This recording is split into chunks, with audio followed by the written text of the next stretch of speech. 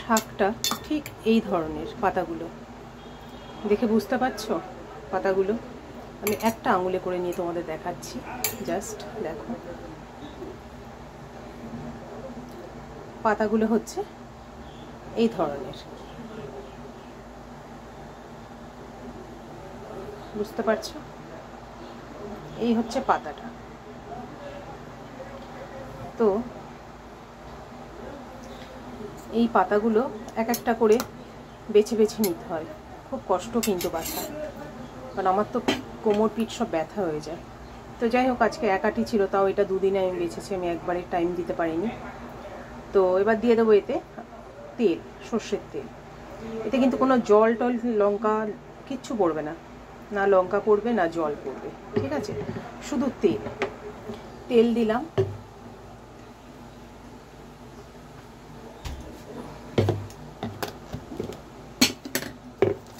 এবার দেব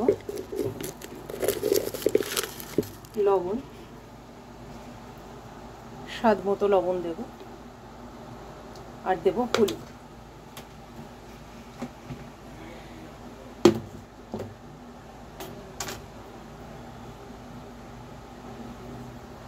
সামান্য একটু দেব হলুদ।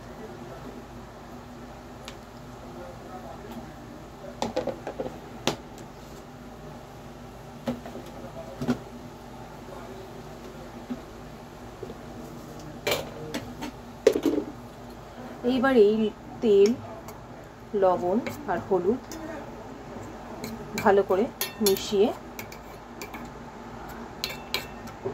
তারপর আমি প্রেসার কুকারে অল্প একটু জল দেব। তোমরা যারা মাইক্রোওভেন আছে তোমরা মাইক্রোওভেনে ভাপিয়ে নিতে পারো, মাইক্রোওভেনে ভালোই হয়। আমার যেহেতু মাইক্রোওভেন নেই, ওটিজি, সেই জন্য ওটিজিতে আমি এগুলো করতে পারি না, তাই আমি প্রেসার কুকারে এটা বসিয়ে দিই। আর সামান্য একটু তেল দেবো, মানে এটা তেলেই হবে, ব্যাস।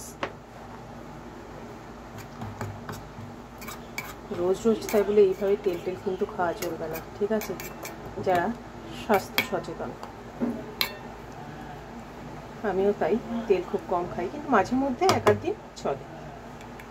এখন তেল একটু যদি মানে একটু এদিক ওদিক হয় খাওয়া, তাহলেই খুব কষ্ট হয়, কেননা তেল একদম খাওয়া পড়ে না, তো তার জন্য প্রবলেমটা হয়। আচ্ছা, এইবার আমি এটাকে ঢেকে প্রেসার কুকারে 6 থেকে 7টা হুইসেল দেবো, ঠিক আছে?